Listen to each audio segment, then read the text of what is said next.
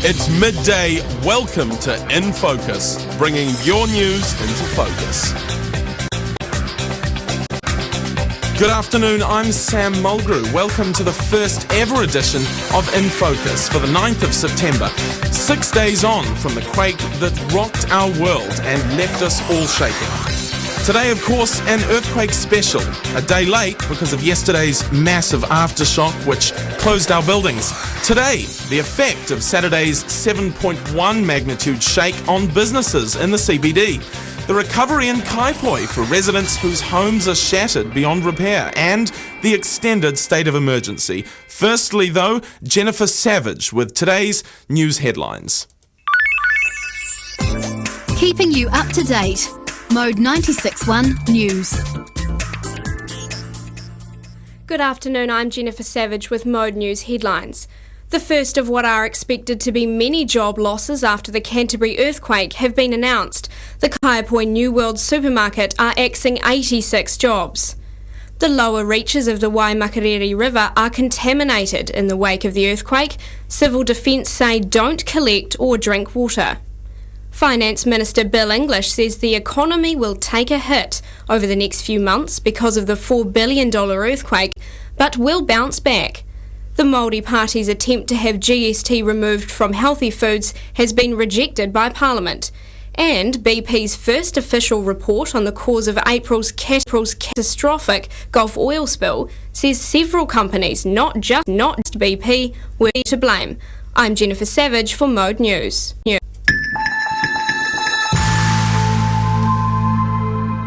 Thanks very much, Jennifer. Now, although some cordons have been lifted, parts of Christchurch's CBD continue to be no-go zones as the public as structural engineers survey buildings. Small firms are the heart of business in Canterbury, and for many in the CBD, it's meant days of sitting and waiting while the dollars go down the drain.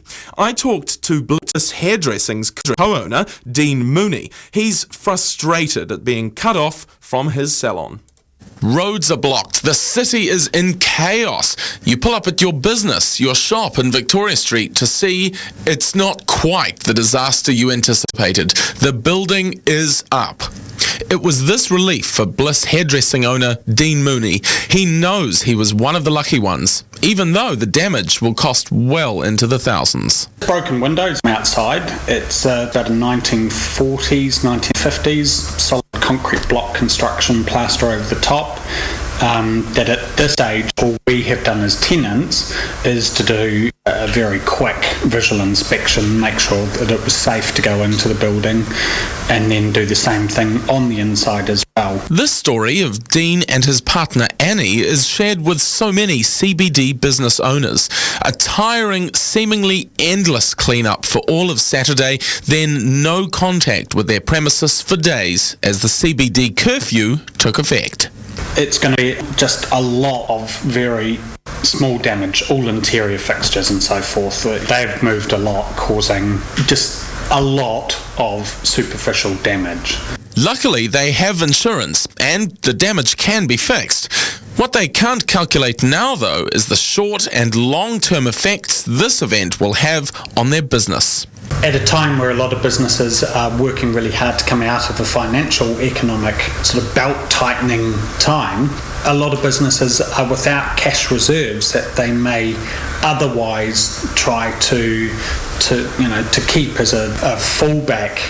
So I think it's going to be really difficult out there. A difficult time indeed, but according to structural engineer Kevin Simcock, it could have been so much worse. We're very fortunate that we have had as little damage as we had for the scale of earthquake we experienced. He says buildings which sustained the most damage will be masonry or stone.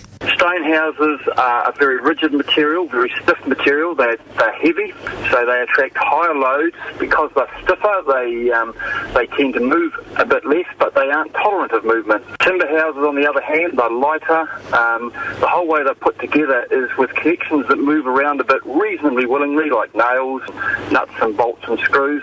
As a whole, they have handled the earthquake well. The types of injuries you get to timber buildings is mainly just cracking of jib board and claddings. Certainly our modern buildings have weathered the storm really, really well. Our codes seem to be on the right track. And getting back on track is what it's all about. Dean Mooney wants to work with all the stakeholders of his hairdressing business to get through. He believes if we all work together in the same way, Canterbury will be back on its feet much quicker. With aftershocks still traumatising the city, including the 5.1 magnitude shake yesterday morning, which was yet another setback for the recovery efforts, petrified Cantabrians are either heading out of town or going straight to trauma counsellors. They're asking how to deal with the uncertainty, fear and sleepless nights. InFocus spoke to Struan Duthie, a director of Petersgate Counselling Services, on the signs of trauma. The first thing is that people need people, so just being with someone who's traumatised and listening to them tell the story and being kind and things like, people enjoy hugs and being there.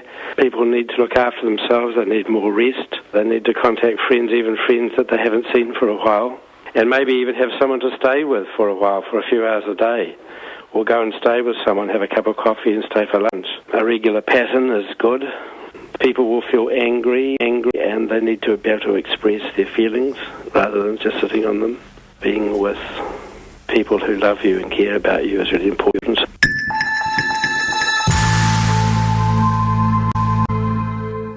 With some of us having only to worry about fallen chimneys or cracked plaster in our homes, many people have much bigger things on their minds. Jennifer Savage spoke to some of those for whom the quake literally hit home. 5 days on from the quake, and plumbers, plasterers and sparkies are in hot demand. But in Christchurch suburbs like Bexley, New Brighton, Avonside and homes near the Heathcote River, many are beyond repair. North of the city in Kaiapoi, what was once a sedate cul-de-sac is about to become a construction site.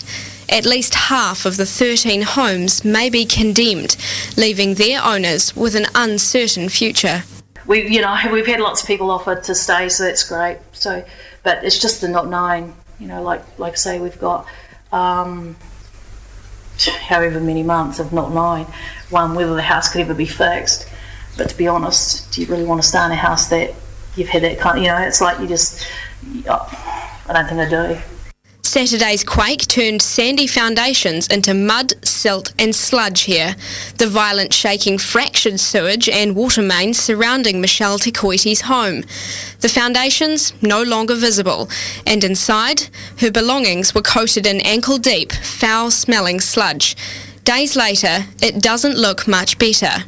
Yeah, so it's all muddy and damp in here. And you've still got, sludgy carpets.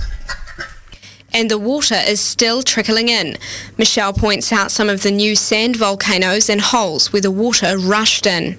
Come up here, you can see this. That's where water came through. There's no pipes there.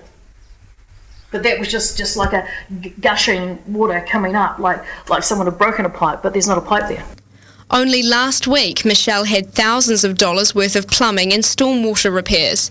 Right now, though, she's trying to come to terms with what she and her family have lost and survived. You hear the whole house, like an old ship, the creaking. Yeah, that's what this house did. But, wooden houses are made to do that, to move. But hearing it move is just so freaky. Round the corner, Roy Sherborne is looking at a similar situation. The walls of his brick, tile and concrete home have cracked and buckled. So it almost looks like the fault line comes through on an angle. It's taken out and dropped from the garage. It's straight through and dropped in the rear of my house. The floors have subsided inside. And this isn't the first time Roy's dealing with quake damage. I was 10 in the Ngungahua earthquake, and that was only 5 point something on the Richter scale. I lived on the coast and I thought I'd never ever want to live through another one. And then when this one hit, I thought, oh yeah, that's a good shake. And at the time it didn't really sink in, but everywhere I look on the property now, the shocks keep coming. Everyone I spoke to is insured, but as for the immediate future of their homes, they just have to wait. I'm Jennifer Savage for InFocus.